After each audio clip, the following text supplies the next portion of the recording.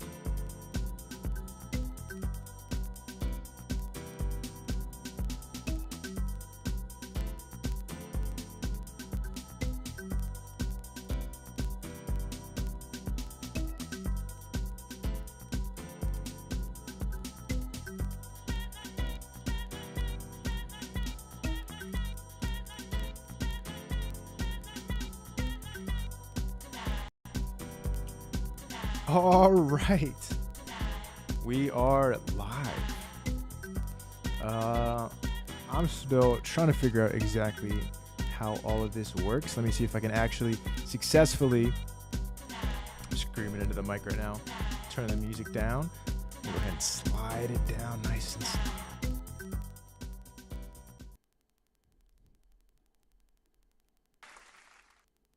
We did it. All right. This is the second time I'm going to go ahead and attempt to stream. The agenda for today does not exist. Let me try that one more time.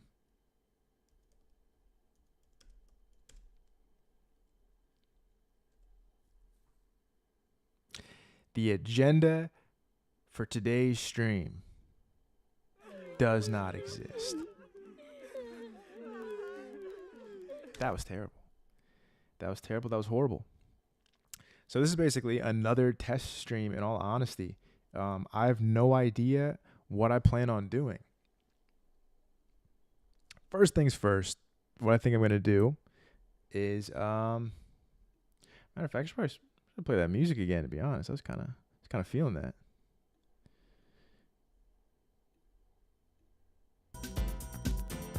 But I think I'm going to get into some reactions. I have no idea what I'm going to react to. But I'm going to see if I can successfully react. Oh, shit. Nate Diaz versus Jorge Masvidal's on right now? What? That's nuts. That's nuts.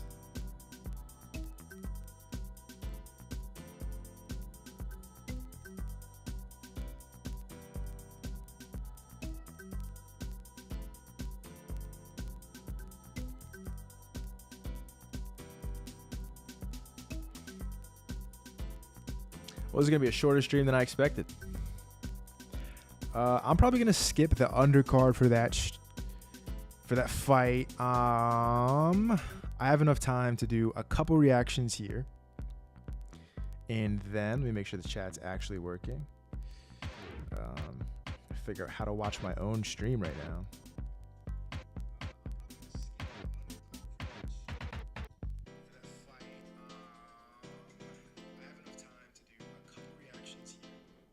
Let me see. Is the chat working? Is the chat working? The chat is actually working. Oh, shit. I didn't expect that. Is the chat working on Kick? The chat is working on Kick. Is the chat working on Twitch? Hold up, hold up. I gotta find myself.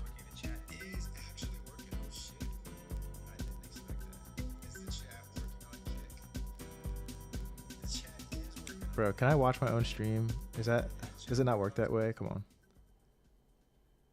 Stream manager. Does chat work on Twitch? Yes, it does. Damn, we're live.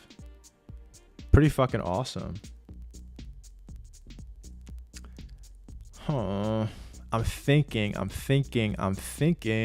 we might end up going live on both channels for the Nate Diaz versus Jorge Masvidal fight, which sounds like a pretty good time. Sounds like a really good time. So everything's working as it should. As it should. Let's see if there's any good channels that's worth checking out right now if I want to do a quick reaction. We got time to burn. Main event won't start until at least 11, probably closer to midnight. Let me see.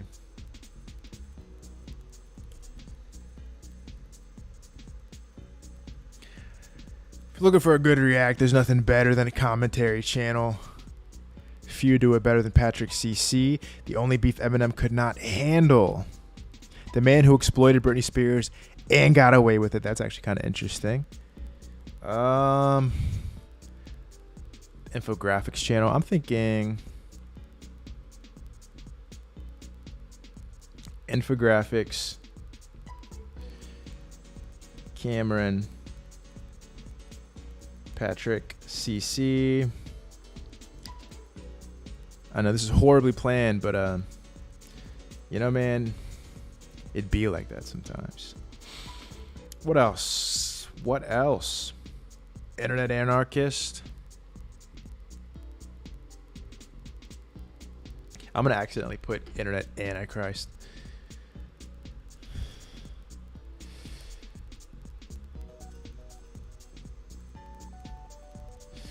Let me get rid of that caps lock.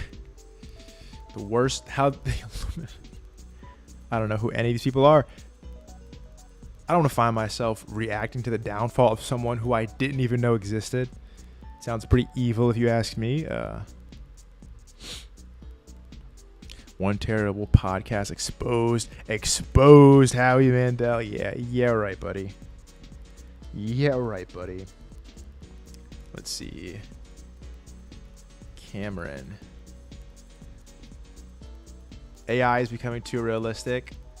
Yo, I am not watching those. Dude, AI videos creep me the fuck out. I cannot do that. This is a good one, actually. Open link in new tab. Let me save that one. What else? Let's go. Another channel I haven't checked out in a while. The Infographics Show. Because, guys, I'm not like the other streamers. Over here, we learn shit. If you were out and about in Miami, the Infographics Show. Let's see. If NATO went to war with China day by day. Yo, that is actually pretty fucking interesting. NATO nuclear war plan. That's also pretty interesting. Shocking truth of Lincoln's assassination. UK is next, while Britain is preparing for an all-out war against Russia. Which mythology is the most OP? These are some pretty solid videos for reactions. If NATO went to war with China day by day. Let's see. NATO's nuclear war plan. I like that one. Let's go with that one. Let's get one more solid video to react to.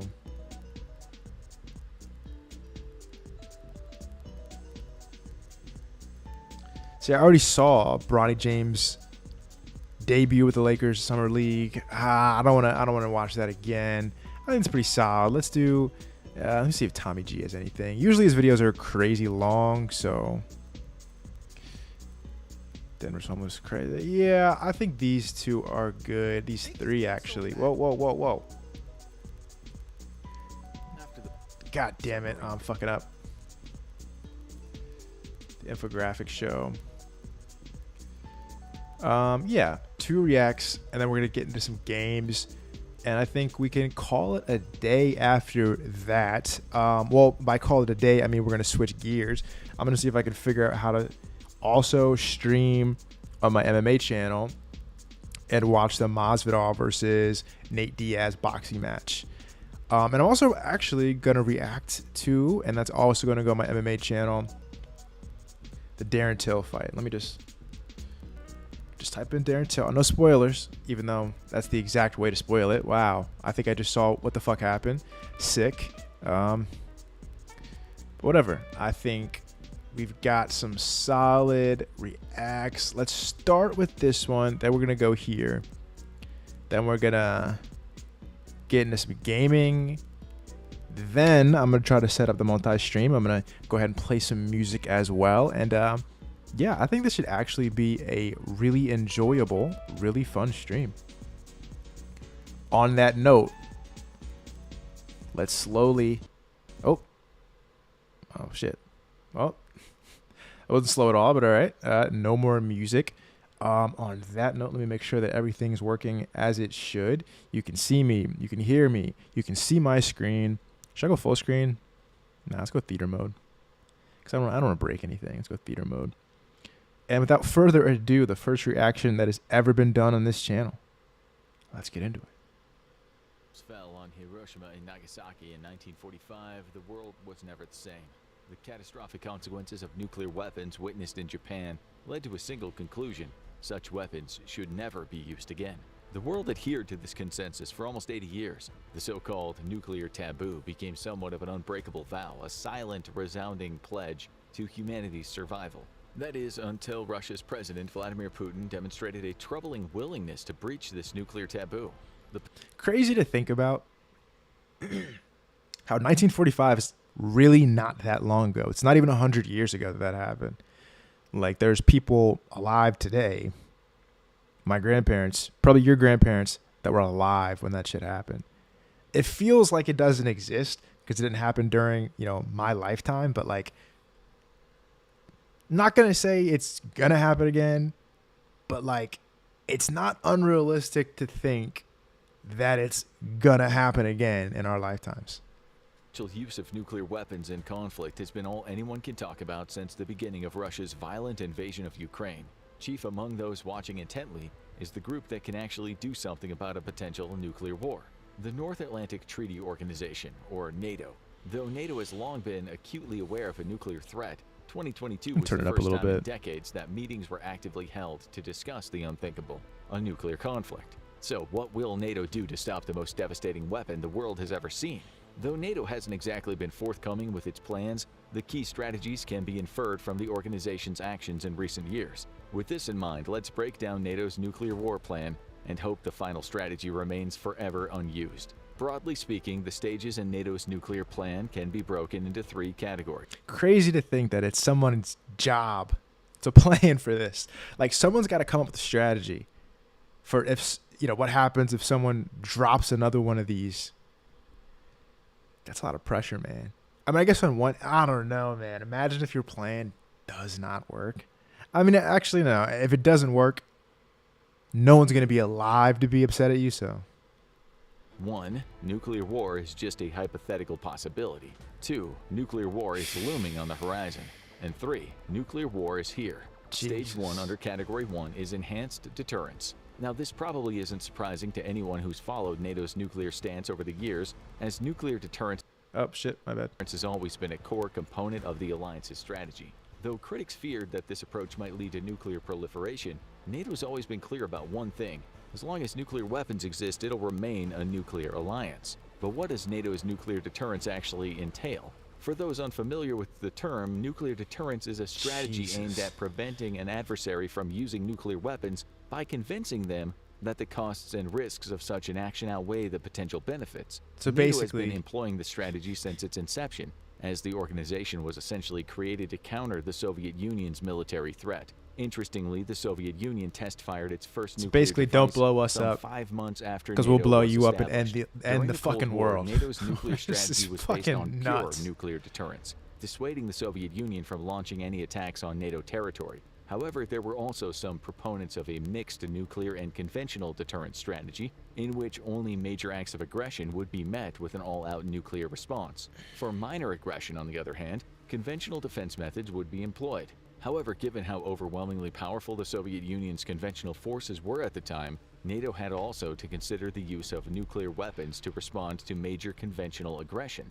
Though this nuclear doctrine of massive retaliation was later revised, NATO still reserves the right to use nuclear weapons first under the so-called Flexible Response Defense Strategy. Jesus. The Flexible Response Strategy was adopted in December 1967 after years of debating it.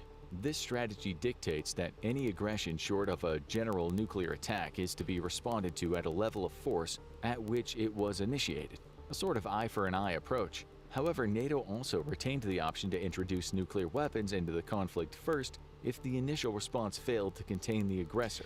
In other words, NATO has the green light to deliberately escalate virtually any conflict to general nuclear war if the circumstances warrant such an action. Since nuclear first use was still very much on the table. See, the problem with that is we're basically saying, hey, don't nuke us, because if you nuke us, we're going to nuke you. But by the way, if you do something else that's not a nuke, and we feel like it's okay, we're going to nuke you. And then you got to think logically. If we nuke them, wouldn't the response be to nuke us? Like, it just kind of feels like if anyone goes that far again, the world is over. Like no matter who does it, it's over. The world's over. Crazy that the United States actually, the United States is probably the last country that will ever exist to successfully use a nuke. Nuts.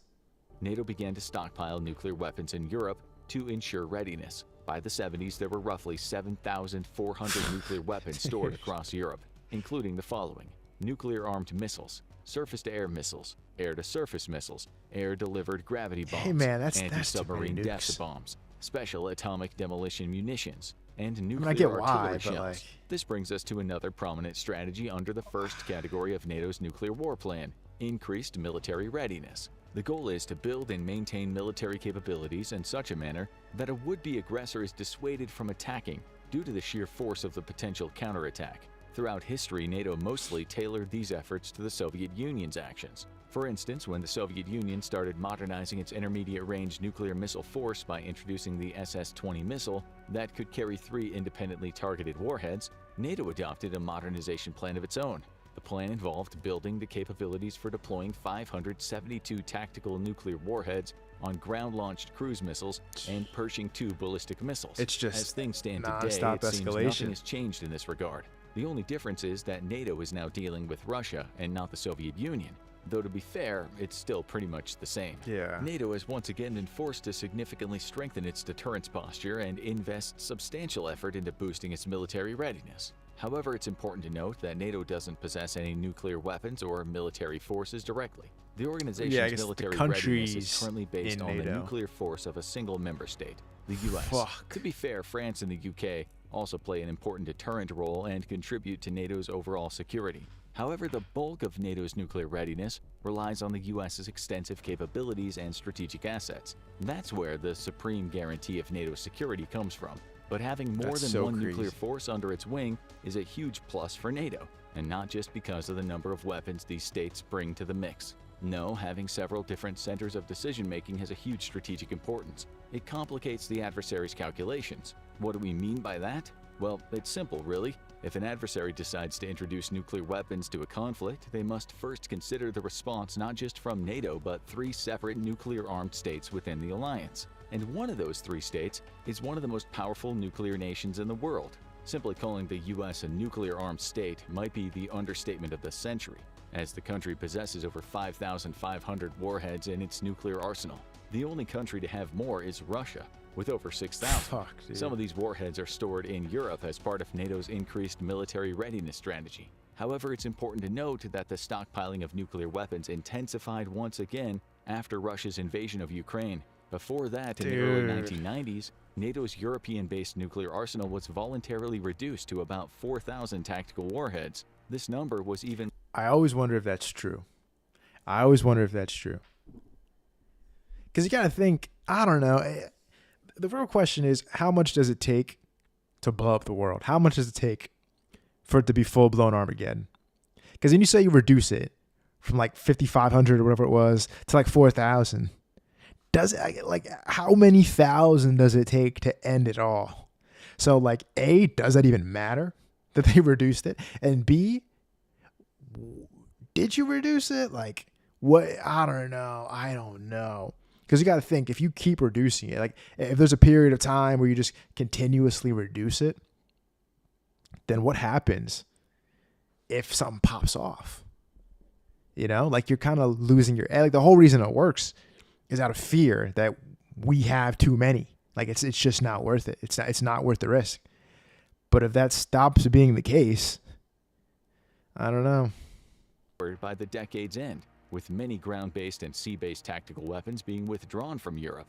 For instance, there were only about 400 air-delivered gravity bombs left in NATO's European arsenal. But the 1990s have long passed. Together with the fragile peace ushered in by the dissolution of the Soviet Union, in the 2020s the word peace is increasingly elusive, overshadowed with the resurgence of geopolitical tensions. In other words, a strong European-based nuclear arsenal is once again a must. Though the Treaty of Non-Proliferation of Nuclear Weapons signed by all states mentioned in the video calls for transparency on nuclear weapons holding, NATO hasn't disclosed how many weapons there are in Europe currently and where they're stored. The only well-known fact is that the central military assets in NATO's European arsenal are the B-61 thermonuclear gravity bomb and the dual-capable aircraft equipped to carry this bomb. It's also known that NATO follows strict procedures to guarantee security of these weapons at all times. Given how important and powerful these weapons are, this shouldn't come as a surprise. The B-61 is a tactical nuclear weapon with a variable yield. This means its explosive power can be adjusted depending on the scenario. The yield range of the B-61 is said to be between 0.3 and 340 kilotons. To put that figure into perspective, the atomic bombs dropped on Hiroshima and Nagasaki had a yield of 15 and 21 kilotons respectively. Simply put, there is nothing this nuclear bomb can't do. In the event of a nuclear conflict, this bomb would be carried by dual-capable aircraft while supported by conventional military forces from across NATO. However, as the name suggests, dual-capable aircraft can do more than just carry nuclear weapons in conflict. This is just their role at the highest level of escalation. These aircraft can also be used for other roles at various readiness levels, such as reconnaissance, air policing, and conventional strike missions. That's why these aircraft were given to NATO by various members, beyond the three considered to be nuclear states. This transaction of weapons is covered by nuclear sharing arrangements, which is another important pillar of NATO's nuclear strategy. Technically, the goal of these arrangements is to provide military support for NATO's nuclear capabilities and ensure the interconnection of the alliance. However, they also have an additional, more symbolic meaning. The nuclear sharing arrangements demonstrate unwavering unity and an unbreakable bond between NATO member states, which are seen as a testament to the alliance's strength and resolve in the face of any threat. However, it's not enough to demonstrate this strength only in theory. Nuclear deterrence can't be based on a bluff. NATO must also show just how ready it is for a potential nuclear conflict. That's a good point. That's where nuclear exercises come into play. These exercises are also the last strategy covered by the first category of NATO's nuclear war plan: prevention. NATO conducts regular nuclear exercises to ensure and demonstrate the credibility, effectiveness, and security of its nuclear deterrent missions. Chief among them is Steadfast Noon, the annual exercise conducted for over a decade with a different host every year. During Steadfast Noon, nuclear-capable fighter aircraft simulate the procedures and protocols involved in a nuclear strike mission without actually carrying live bombs. Kind of makes you wonder, It's important though. to emphasize that Steadfast Noon isn't linked to current world events. Doesn't that kind of, I don't know, doesn't that kind of show them exactly what our plans are? Like, doesn't that kind of help them to prepare for, I don't know. I mean, maybe what we've got planned is so unstoppable that it doesn't matter. But it kind of makes you wonder, like, aren't you kind of giving them all the sauce, right? Like, you're showing them exactly what we would do in the event that we actually retaliate with nuclear weapons? Try telling that to Russia. After the 2023 Steadfast Noon exercise in Italy and Croatia, the then Russian Defense Minister Sergei Shoigu accused the U.S. of a steady escalation, warning of the threat of direct military clashes between nuclear powers. The exercise that caused all this ruckus lasted 10 days and involved 13 NATO allies and over 60 fighter aircraft. The sheer magnitude of the 2023 Steadfast Noon probably alarmed Russia despite the training being held at least 600 miles from Russia's borders. But threats of nuclear destruction That's not that coming much, from though. Russia 600 are nothing miles new. is not. In fact, they are the reason why we're familiar with the second category of NATO's nuclear war plan: strategies employed when a nuclear war might be too close for comfort. Stage 1 in this category is recognizing imminent danger. Incessant, empty threats are one thing, but the actual possibility of a nuclear catastrophe is entirely different. Unfortunately, this possibility seemed highly likely in 2022 when it was concluded that Russia might be planning to employ tactical nuclear weapons in Ukraine. As a response, urgent meetings were held to discuss the harrowing reality of nuclear brinksmanship. The problem with employing tactical nuclear weapons is they can be easily transported across the country and fired from existing conventional systems stationed at the Ukrainian battlefield. After all, we aren't talking about a strategic nuclear weapon capable of laying entire cities to waste. So after Stage 1, recognizing the threat, comes Stage 2, communicating warnings. The U.S. Secretary of State Antony Blinken did just that with Russian Foreign Minister Sergei Lavrov. Meanwhile, Mark Milley, the U.S. chairman of the Joint Chiefs of Staff at the time, contacted his Russian counterpart, General Valery Gerasimov, the chief of the General Staff of the Russian Armed Forces. Then CIA Director William Burns was sent to speak to Sergei Naryshkin, head of Russia's Foreign Intelligence Service. However, given the gravity of the situation, it wasn't enough for the warnings to only come from NATO, which states like Russia see as the enemy. This is why NATO also reached out to non-allies such as India and China and enlisted their help. This can be considered Stage 3 of the second category of NATO's nuclear plan. The stage aims to get the countries close to the potential aggressor to join in the efforts to discourage a nuclear attack. For this to happen, these countries must first be convinced of the potential catastrophic consequences of such an attack. But keep in mind that we're still talking about non-allies. That's why a part of the convincing strategy must include some concessions for the interests of the non-allies, showing them that cooperation is in their best interest. In the case of China and India, the plan seems to have worked, as the nuclear scare of 2022 didn't turn into a nuclear conflict as we now know. There hasn't been a similar scare since, but NATO remains vigilant at the same time. Ideally, a nuclear scare would remain the worst-case scenario. After all parties should be aware a nuclear war can't be won, and as such should never be fought. That's precisely what NATO Secretary General Jens Stoltenberg reminded Russia in late 2022. Similarly, President Joe Biden equated a potential nuclear war to Armageddon. However, as things stand, a nuclear war can't be considered an impossibility. With this in mind, let's discuss what NATO's nuclear war plan might entail if nuclear weapons are used. Here we The go. use of the word might is very intentional. What we've all been as waiting NATO has for. purposefully kept the details of a potential response vague. There's always talk about severe consequences, but never any discussion of what these consequences truly are. Yeah. Why? Because the US and in turn NATO have long stuck to the policy of strategic ambiguity. Essentially, Yo, man, this policy allows don't tell me I policymakers just to watched a decide 20-minute how to video. respond on a case-by-case basis. So you can In tell this me that case, you don't leaving know. out the specifics of a nuclear response may serve as a more potent deterrent than any explicit plan ever could. But this probably doesn't make you any less interested in the final stage of NATO's nuclear war plan.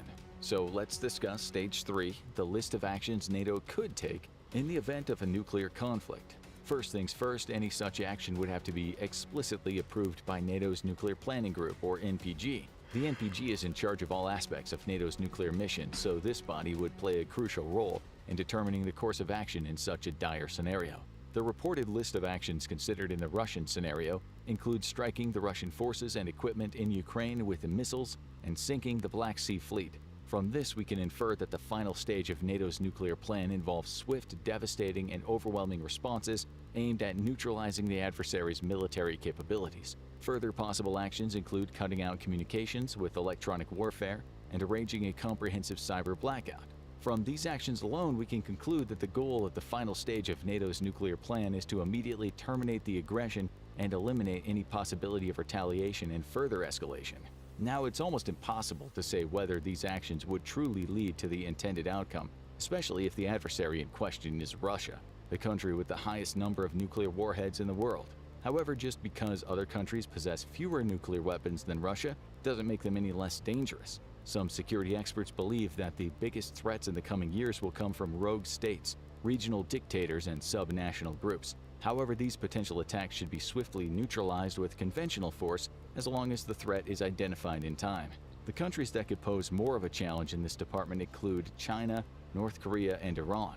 Though China does have an official no-first-use policy, the country has been growing its nuclear arsenal at quite an accelerated and alarming rate in the last few years. These efforts likely reflect China's changing perception of the international environment, in which the country is increasingly perceived as a threat.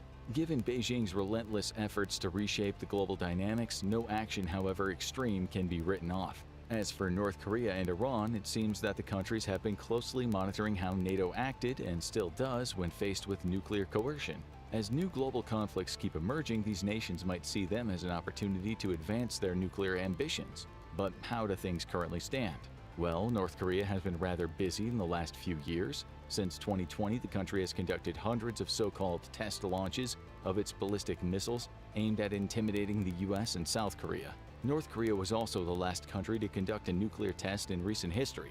The test in question took place in 2017 at the Punggye nuclear test site and involved a hydrogen bomb with a 250 kiloton yield. North Korea is reportedly planning another nuclear test as its leader Kim Jong-un renounced the country's former commitment to denuclearization publicly and unequivocally. This, of course, is a significant problem, as according to various reports, North Korea could possess as many as 116 nuclear weapons as of 2024. Though Iran isn't known to currently possess any weapons of mass destruction, the country's nuclear program is subject to international concern and scrutiny, especially regarding its potential. Not gonna lie, guys, I missed. I airballed. You know, when I chose this video, I thought we were in for something crazy. Turns out I was wrong. I apologize, and I take responsibility for my actions. That being said, we do have another video. Okay, we have another react, and I have confidence that this one is gonna hit a little bit more than the last one. Let's get into it. Their own creators that they signed. Whoa. That's so quiet. Restart. Kick is getting so bad that their own creators that they signed themselves are leaving the platform to go back to Twitch. That's the equivalent of getting cheated on by your ex, getting a new girlfriend, realizing that she is worse, and going back to the ex that cheated on you. The same dudes that were screaming F Twitch are the same dudes saying F Kick after spending some time on their platform. And I don't blame them. A few weeks ago, the streamer Bruce dropped him off, one of the bigger signings on Kick, left Kick to go back to Twitch, and this is what he had to say about the platform as a whole. Worst side being on Kick for the year. I'm not gonna lie to you. It's the worst time I've ever had in streaming. The beginning was cool. Damn. But I learned so much behind the scenes from like being behind the scenes and knowing shit, and it just kind of fucked up my love for streaming being on that site, if I'm being God damn. honest. I got lazy. And yeah, you probably seen the number that I was making an hour. I ain't gonna say if it's true or not, because that ain't none of y'all goddamn business. But you know what I'm saying? It killed my motivation for it because it was no creativity within it. It's just No do the craziest creativity. or you're lame, or it's like go outside and argue with a Yeah, with that shit's whack. or That you're that lame. IRL streaming shit is fucking whack. Or suck a dick on stream, or you're Quilly. And what he's saying makes sense because, I mean, when you hear about Kick, it's always something negative / crazy. It's a good point. Last month, you literally had to do drinking, Yo, driving, what the and fuck? speeding all for content. Since when was committing Nah, a felony that's content? That is crazy. insane. Hey, yo, bro, I got the craziest idea. Let's drink some Smirnoff, drive, and speed all on the freeway. That when I go shit on is Kick. What you think, dog? I'm not gonna lie, that crazy. sounds amazing. I'm grabbing the camera right now. Then you also got the Super Pedo Bros running a 2-man with a young girl. Like, the site as a whole is just hot garbage, and I honestly don't blame Bruce for leaving the website. You'd think that Kick would get better by now because it's been through so much, but Not gonna lie, man. Like, we're in a day and age right now where like people actually will do anything for clout. Like, it's not hyperbole. It's not exaggeration. It's like actually people will do absolutely anything, and like I want to say people will do anything for money, but I just plain don't believe like buddy that's drinking and driving and speeding. Like, I don't know who he is. I sincerely doubt that enough people know who he is, that he's getting like mad viewers on that stream and he's making money. Like, I think he's doing that for attention, man. I mean, I guess you're hoping the attention turns into money, but like, bro, I don't know. I don't know how you can actually logically believe that you will drink and drive on camera live and end up being set for life from that. Like, I don't see how you get from point A to point B. I don't think it's possible. I have a hard time believing that he believes he's gonna make life-changing money from that, bro. I think it's actually just for attention.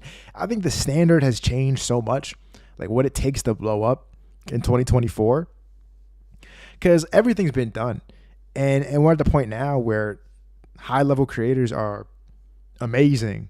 Like, you look at someone like Kai, you look at someone like, like Mr. Beast on YouTube. Like, I remember when PewDiePie was the biggest YouTuber, and he was just a dude sitting in his room talking, kind of like how I'm doing right now. Now you have, I mean, insane production value.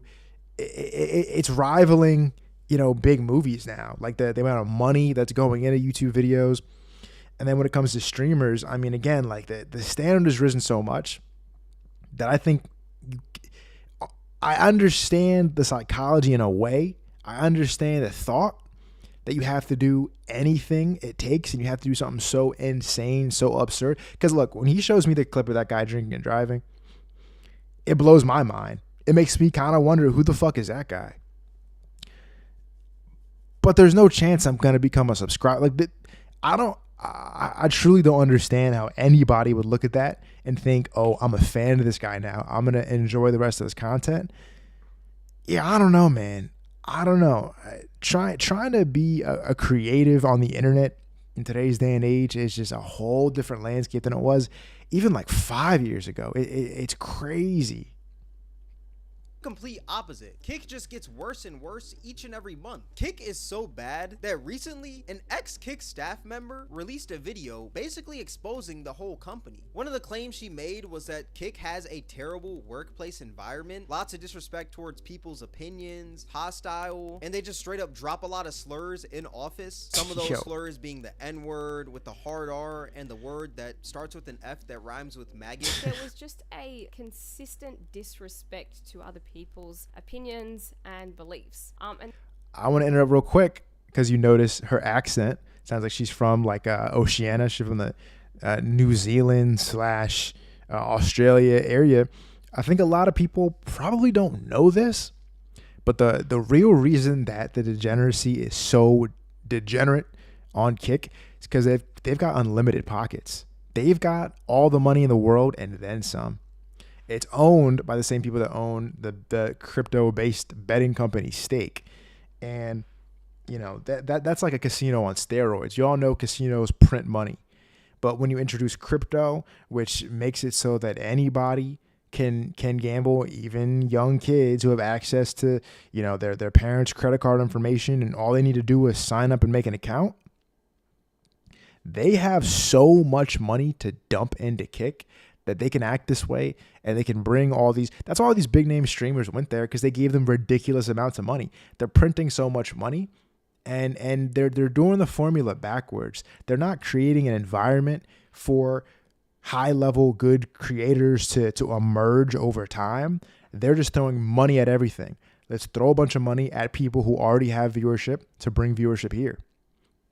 And I think that philosophy kind of trickles down to the smaller people on Kick who are just thinking, I'm going to get on here and do some crazy shit so I can get attention and money. It's all about the money.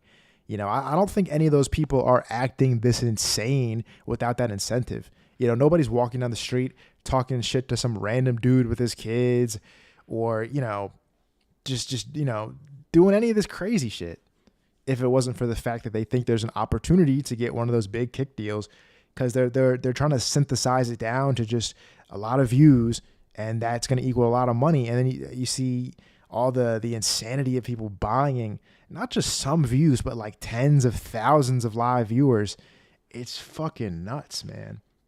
It's nuts. It's sad, man. It kind of makes me wonder, like, where's the world headed right now, honestly. went as far as to just consistently hearing the F slur. And not even just in jest, like as a joke, it was specifically, you know, targeted towards people that it was supposed to discriminate against. Even so much as to walk past the socials room, the guys that run the, you know, kick streaming and kick community, and hear the N-word just dropped. Hard R. And I'm like, what is this office? How? And they had the executive, like the upper management was in the room. I'm not surprised though, because I mean, when you look at the streamers on the platform, they do the exact same thing, and they don't even get banned for it. Thank you. Those order screens are so unhygienic. Now, all right, well, you probably haven't had food in 6 days. You fucking skinny. So I'm not surprised that the staff are also allegedly doing it as well. Another thing she stated in the video was that Kick sent her a cease and desist letter, and they also lied on her name because she claimed that she quit. Yet Kick was telling everyone that she actually got fired. Another reason why she said the workplace as a whole was terrible was because every second week she needed to work at home for a few hours to drop off and pick up her daughter from school because she didn't have anyone else to do that for her, so she had to do it herself. And Kick told her that she couldn't have flexible working arrangements after some time, and they were basically saying that she has to either pick between her daughter or this dookie website. That's absolutely insane, because most jobs will allow you to make those arrangements. But like I said, I'm not really that surprised, because I mean, Kick themselves, they don't really care about their platform. So what makes you think they're gonna care about the workplace environment? Like, let's be real here. Another thing she stated in the video was that some people at Kick were actually bragging about lowering a special needs streamer's contract, and she never said who this streamer was, but what she did say is that this special needs streamer was cooler with one of the bigger Kick streamers. And if you put 2 and 2 together, you get Jake Future, who is a streamer with special needs who streams on Kick, and he hangs around Aiden Ross, one of the bigger streamers on Kick. And what's crazy is that Jake Future actually put out a tweet after this saying that Kick never lowered his deal. And if I'm being honest here, this just seems like some damage control, because I mean, we got to keep in mind, this man is on a Kick contract and he's getting paid hourly on the platform. So why would he want to make the platform look bad? I think that man put that tweet out just to like play damage control, you know. Another thing she claimed in the video was that Kick was also trying to get this Twitch streamer who had cancer over to Kick. And one of Kick's strategies to get that Twitch streamer over to Kick was to utilize their cancer. We were talking about the fact that they were trying to get a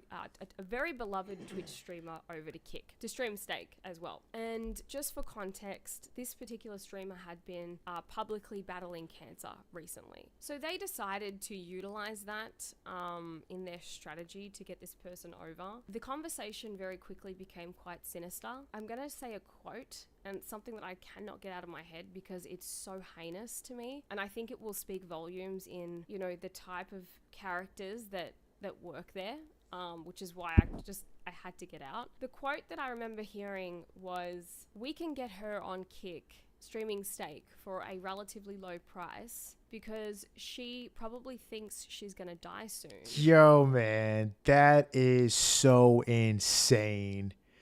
That is so insane. That's crazy. Like, bro, there's more to life than just money, man. Like, this is nuts.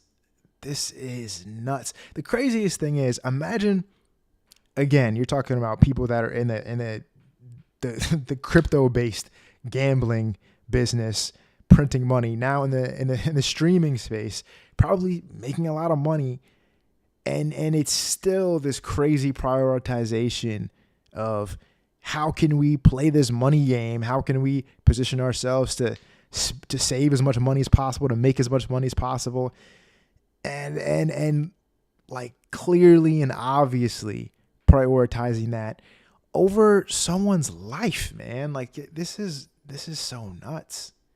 Like, not gonna lie, man, this is depressing, to be honest.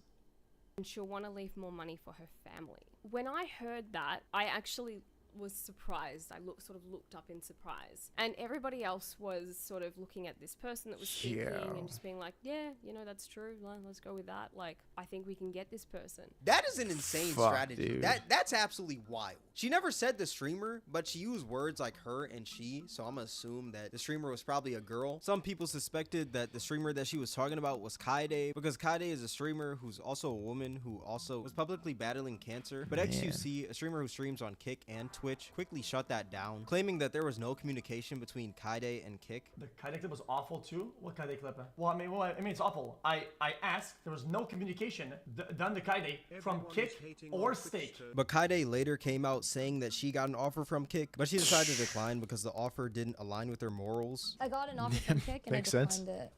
I decided that morally I didn't really want to go over to Kick. And even if they did try to exploit me for my cancer, it doesn't matter. I'm not gonna take it. I thought Yeah, that's such a fucking crazy ass sentence. Like, what the fuck? That, like, even if they did try to exploit me for my cancer, what the fuck?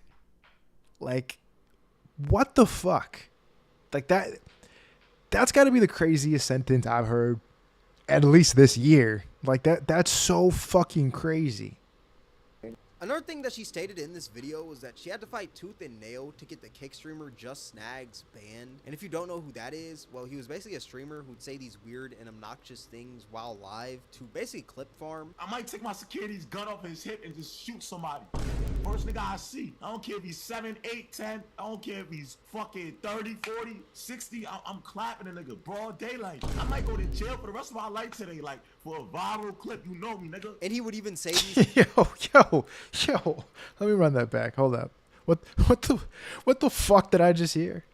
I might go to jail for the rest of my life today, like for a viral clip. You know me, nigga. And he What?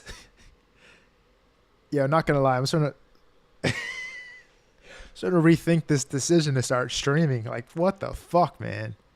Look, man, I'm hoping to, like, I don't know, build a community and do fun things on camera and, you know, form positive relationships with like-minded people that enjoy some of the same content I do.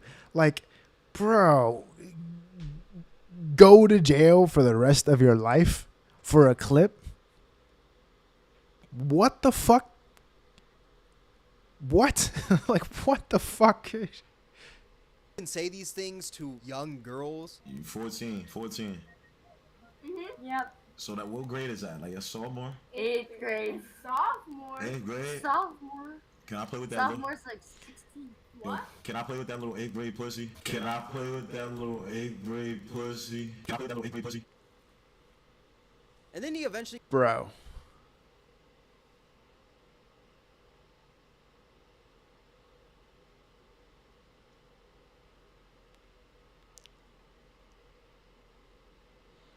Look, man, I understand wanting to make money. I understand wanting to get away from the 9-to-5 grind. I understand wanting to better your life. But you want videos of you online saying what you just said to be out there forever because you hope that you'll make more money.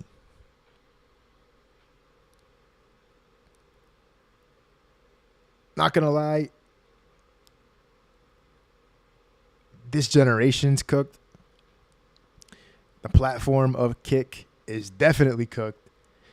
And man, I'm scared for the children of the future, man. Like, because people like this, like, I don't know anything about that guy, but if he's finding even just a shred of success with this kind of behavior,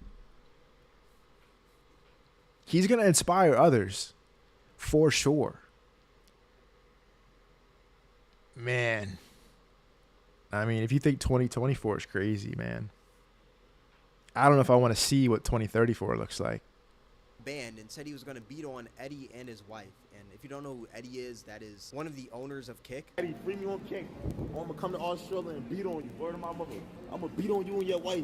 Eddie, fuck your wife now. You got me mad, you know what I'm doing me. Now I'm gonna say fuck your wife. Like, nigga. The man as a whole was just a weirdo. Another streamer that she had to also fight tooth and nail to ban was this one 11-year-old streamer on the platform. And yes, you heard that correctly, an 11-year-old streamer. How are you Basically, even there was a allowed to be staff on the member platform promoting at this 11? 11-year-old Kick streamer on Twitter, while the age to stream on Kick is literally literally 13. And the reason she Bro. knew that this kid was 11 was because she checked his Facebook page. And I'm actually taking a peek at this right now, and it looks like this man just turned 11 June 1st. That is crazy. And what's even crazier is that this man got unbanned and he streamed 2 hours ago. Like, Kick let the man off the hook the What whole the time. fuck? This man is literally going against their TOS. Their TOS literally says that you got to be 13 years old, yet this man is streaming at 11 years old. It makes no sense at all. I don't think Kick knows that if they make these rules, they got to enforce them as well, especially when it comes to an 11-year-old streaming. If the age says 13 and this kid is 11, ban him. Like, what the heck? I personally think that 11 years old is too young to stream, especially on Kick. But yeah, those are like some of the Bro. key points in the video. If you want to check out the full video, I'm gonna link it in the description. If I'm being real, I believe a majority of it because, I mean, when you look at what goes on the platform of Kick, these claims that she's making, like, they're not too far off. Obviously, some of these things we need evidence for, but at the same time, like, bro, when you look at Kick and you look at what goes on the platform, they legit let these pedos run wild on that platform. Zerka and Heel Mike were making pedo jokes all the time.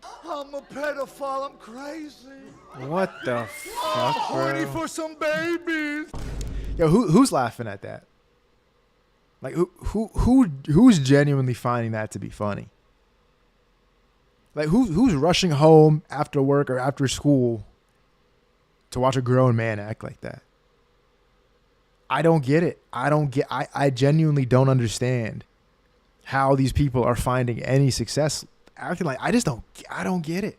I would love to actually sit down and talk to a fan of the people that make this kind of content to understand, because like genuinely, I don't get it. I really don't understand what the appeal is at all whatsoever. I don't fucking get it. I don't. Like, You had dudes freaking drinking and driving. All this stuff that she's saying is not too hard to believe, if I'm being completely honest. Like, just look at the platform, look at the people running it, and just listen to the things she's saying. I honestly think she's probably right. Like, let's be real. Overall, I think there's really no coming back for the website of Kick itself. Because, I mean, it's literally known for having a bad reputation. And there's no way to, like, fix the reputation, you know? From the jump, people were just doing these wild things because, I mean, it was Twitch with no TOS. But yeah, let me know what you guys think in the comment section below. All that being said, this is going to wrap up the video. If you guys made this far, I appreciate you. If you guys enjoyed this video, then I highly recommend you guys check out my other 2 videos on Kick. It'll be right up here on the screen. All that being said, thank you guys for watching. It's Cameron, and I'm out. man, that was fucking crazy.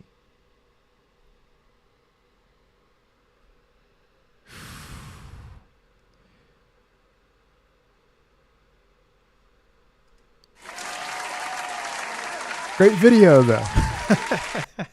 Great video though, Cameron. But shit, man, that, not gonna lie, that's starting to make me question this whole idea to start streaming, man. God damn. You know? God fucking damn. God fucking damn. All right, so let me think about this. It's 9:51 right now. I have enough time. To maybe get a little bit of gaming in for like an hour. And then we can go ahead and switch over to my MMA channel, and I'll probably be able to stream. I'll probably be able to stream here and on my MMA channel. Let me go ahead and play some music.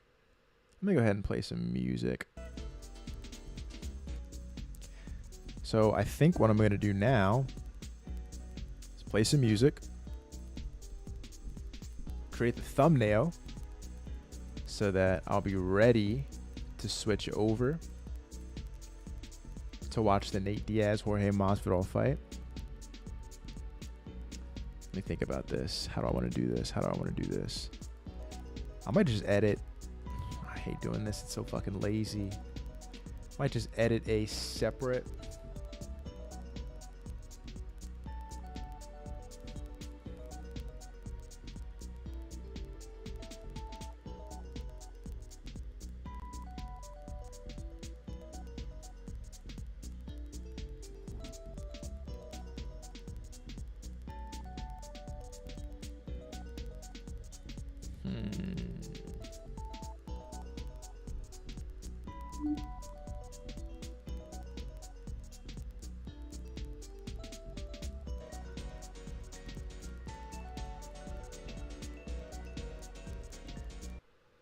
What the fuck? What's going on? What was I about to say? Nothing in the chat still. Low key. I'll try to move the chat so I can still see. Oh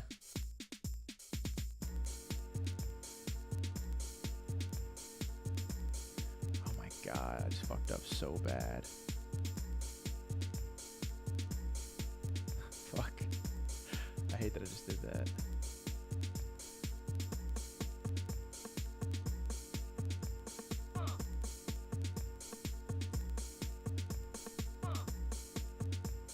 Docs.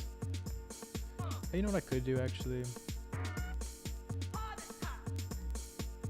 Put the chat right here so I can still see it.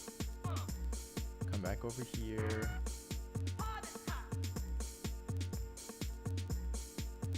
Boom.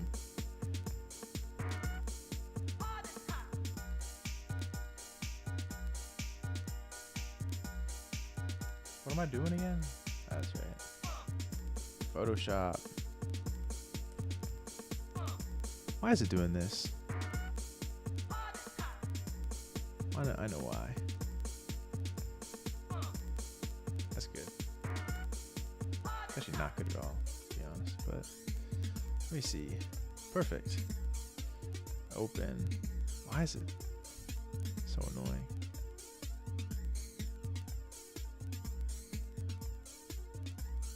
Docs.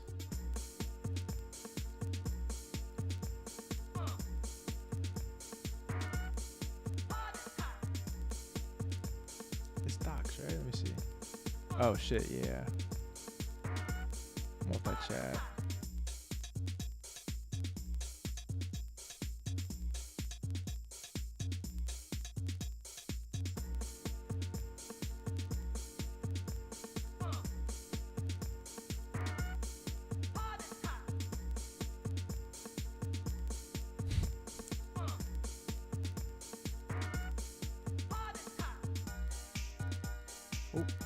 Oh, fuck it up.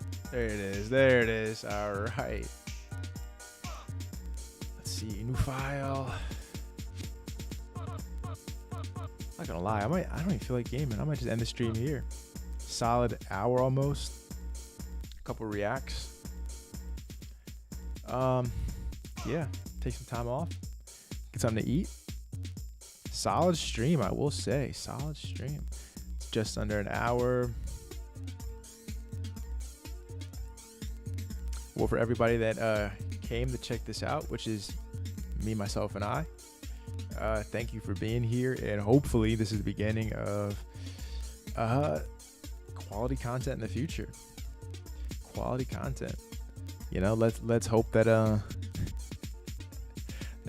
we can be a part of a positive change in streaming, since everybody else wants to fucking ruin their lives on camera, live for everyone to watch. Yeah, hopefully we can set a somewhat different standard. But again, thanks for everybody that came to watch. And I will catch you next time.